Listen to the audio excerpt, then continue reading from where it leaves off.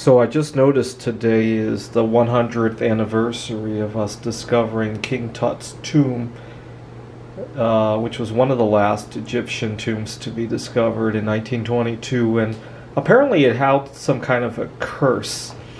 And the team that discovered it quickly came down with all sorts of illnesses.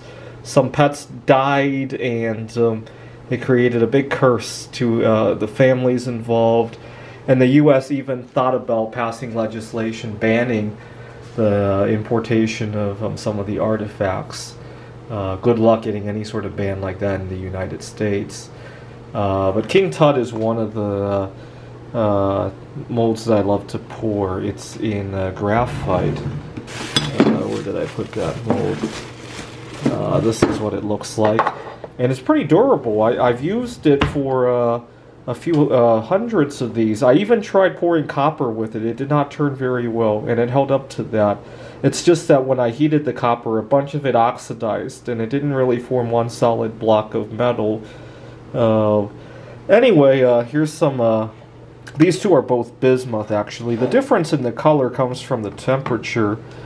This one I melted just on the stovetop. Right? Melting point of bismuth is about 270 degrees Celsius.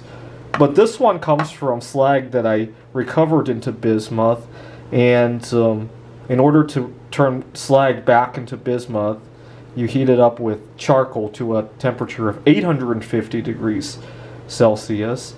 And I poured this directly from 850, and you can see it's a lot cleaner because it is just freshly reduced from bismuth oxide. I don't know. I'll see which one is more popular at the art show. Usually after I reclaim bismuth, I just pour it into these graphite molds. And if it turns out well, I keep it. If not, I just remelt it to other things.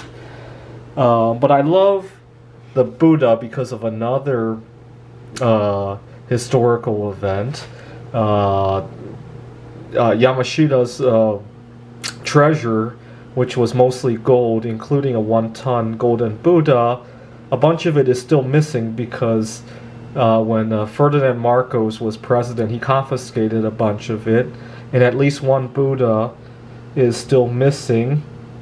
Now, what's really interesting is that if I were to be buried with this, if somebody were to dig up my grave 20 billion years from now, it really would be a curse, because all of this would become a really toxic rat poison, right? Thallium-201. Although if they waited the half-life of whatever thallium-201 is, because it's only observationally stable, they might find gold instead. So I guess it could be, it could go either way, right? Depending on how long it takes for people to find my tomb. So King Tut was apparently buried in a coffin made of solid gold. I want to be buried in a coffin of solid bismuth one day. I could probably afford it. Maybe one day bismuth will be worth more than gold, and it'll be a curse for whoever digs it up. Right? A real one, if they waited long enough, right? Although the planet itself might not exist the way it does, right?